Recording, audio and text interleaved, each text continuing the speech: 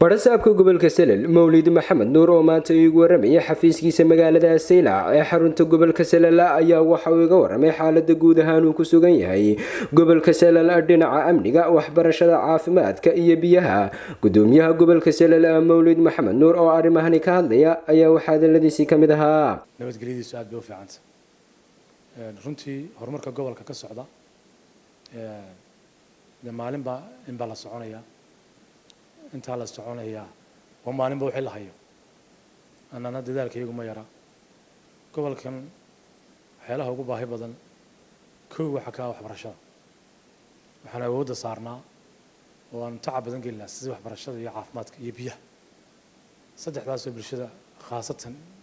iyo nabadgelyada waa saddexda bulshada mar walba taabta noloshooda kowda waxbarashada maanta iskuulladu meel fiican bay marayaan qorshaha sanadka waxa ku jira ilaa 6 iskuul in la kordhiyo oo fasalada la kordhiyo maadaama markii basicii la dhisay ay arday badan soo baxeen oo imika qaarkood labada gelin ay ku dhigtaan waxaan markaa maamulka degmada iyo maamulka gobolka isla qaatay in la kordhiyo iskuullada si waxbarashadii loo tayeeyo gobolkan uu ka duwan yahay gobollada kale xeeb buu ku yaalaa xeebtaasi waxay keenaysaa ardaygii wax dhigashadiisa inay xaaladiisu adkaato macallinkii wax dhigayna xaaladiisu adkaato waayo saacadda wax la dhiganaya waa saacada u kulul marka taana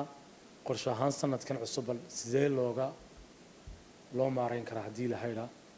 sanadkan in aan wax iska weydiino biyaha gobolkan horta raxmadda ilaahay ma dhulka wada gaadho qof bilaadan wuxuu bixiyo ama dawladda bixiso ummadda ma wada gaadho laakiin haddana inta ugu badan biyaha gobolka waa maanta way fiican yihiin oo meelaha degsiimaha meelna waa degsiimo oo dee waa la degii meelna waa meel aan degsiimo ku badnayn degsiimooyinka sidaan horeba saxaafadda ugu sheegay 2 meelood un baan imika biyo aan ceela lahayn magaalada Fiqaadan la yidhaa iyo meel la yidhaa Cali Weyne labada meeloodna waxaan rajaynayaa insha Allah hadda hawlahoogii gacanta lagu haya insha Allah iyaguna inay sanadkan ugu dhaafay ayaan aad u rajaynaynaa runtii gobolka sanadka insha Allah waxaan noo qorshaysan inaan dalxiiska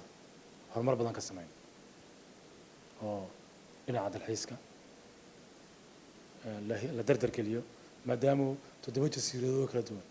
ay gobolkan ku yaalaan oo Sacaadadiin Ceebaad Abu Milix jasiiradaha noocaas oo waxay ku yaalaan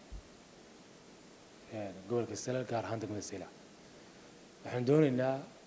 inaan sanadkan bal dardar gelino dalxiiska ganacsato badan waxaa noo socda wada hadal inay hodhaala ka sameeyaan magaalada hawsha imika way socotaa hawsheedii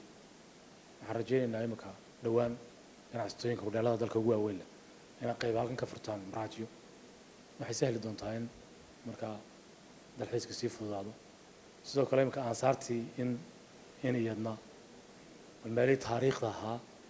inta jirtana la adkeeyo oo la ilaaliyo la xayndaabo wada hadallo badan baa noo socda qolooyin badan sida masjidkii Qiblatayn oo kale masjidkaas wuxuu qof dhisi kara ma waa in taariikhdiisa rasmiga la raadiyo oo qaran ahaan iyo dawlad ahaan oo ilaa halkii inala tagay laga raadiyo oo taariikhdiisa rasmiga la raadiyo marka gobolkan waxyaalaha badan ee ku joogan buu leeyahay gobolkan waxa kale u gaara oo gobolka madaxda ugu badan Soomaaliland ka soo baxay